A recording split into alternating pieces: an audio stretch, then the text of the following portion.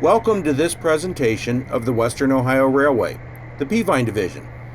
In this video, I recap the progress on the layout in 2023, plus other notable events from the year. So sit back, relax, and enjoy all the exciting HO scale model railroading action on the Western Ohio Railway.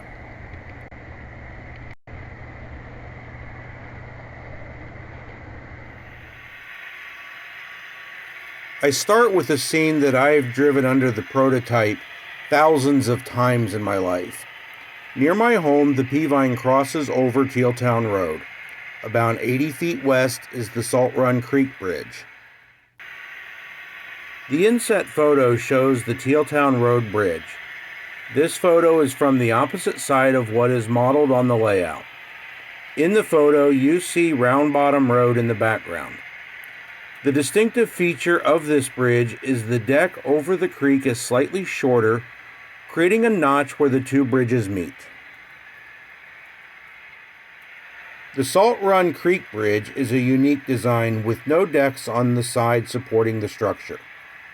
This is a scratch build for me, something I don't do very often, but I was pretty satisfied with the results of this bridge.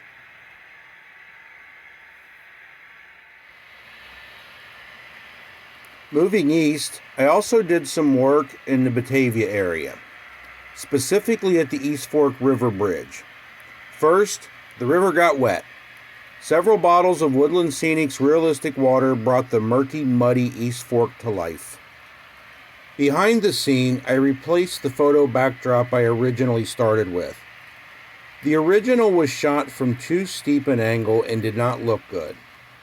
I was able to reshoot the backdrop from a lower angle and get a more realistic result.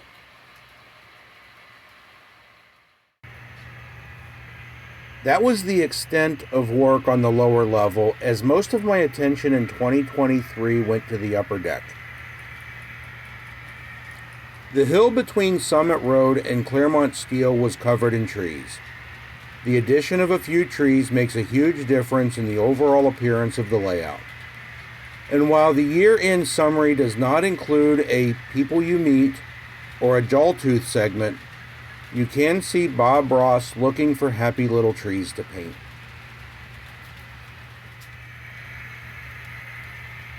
As we enter Afton, we come to Claremont Steel.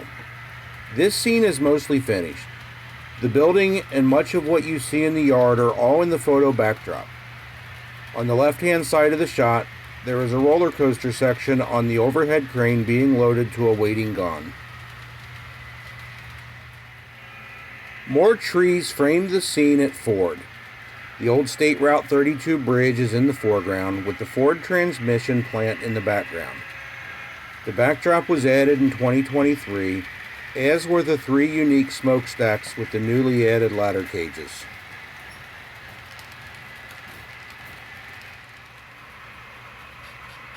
Half Acre Road in Afton is a busy location on the Peavine, as the switch for the west end of the Afton siding runs across Half Acre Road.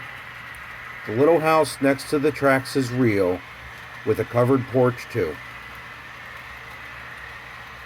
The image inset shows many of the key elements at Half Acre. The little house on the left, I may need to cut down a tree so the homeowner can see the crossing itself, and the water tower. Hood Mackey is another backdrop success story. The inset photo shows the diorama set up for this backdrop. Everything was temporary and the scene was set up, shot, and taken down over a couple of days. But now whenever you switch Hood Mackey, there will always be a busy truck lot in the background. As a kid, I can recall seeing the small Purina Chow's building at many of the train shows Dad took me to. When I learned that Purina was building a new plant along the Peavine, it was an open invitation to incorporate this old kit into my layout. I must admit some surprise when I opened the box and the entire kit was made of cardstock. Us youngins are spoiled with our plastic kits. I actually cut styrene to match all the cardstock pieces to help this structure keep its shape. And now this classic Purina Chow's building stands as an old storefront in front of the modern manufacturing facility behind it.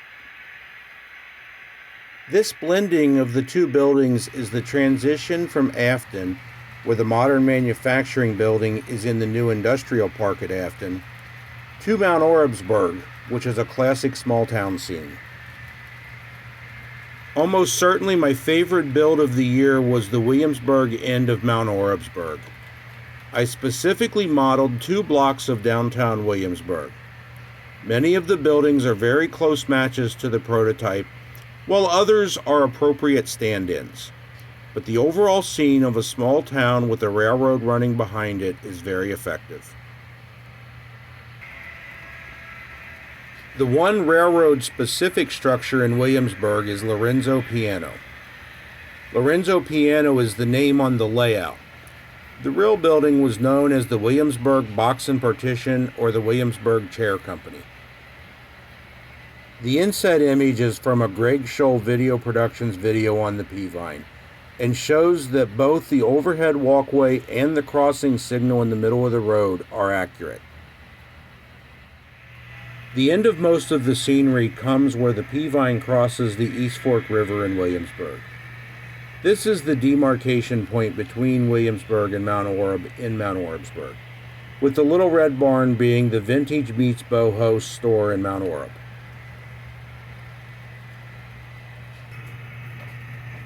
On the prototype, this section of the P-Vine is marked by a lot of running through open fields. It was important to include that on the layout. And here is the start of what will hopefully be a corn or soybean field in the very near future.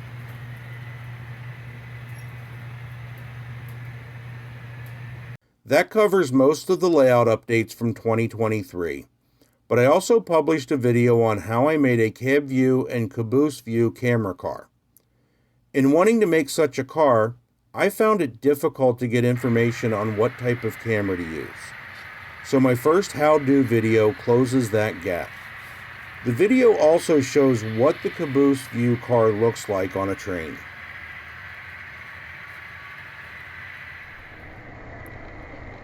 I've really come to enjoy seeing the layout from the perspective of the caboose. From this view, you see your train stretch out in front of you as you roll through each scene. In the story of the Western Ohio Railway, these cabooses are used as executive cars and tacked onto the end of trains for inspection trips. I'll let you watch for a bit as our train passes through the scenic portion of the layout.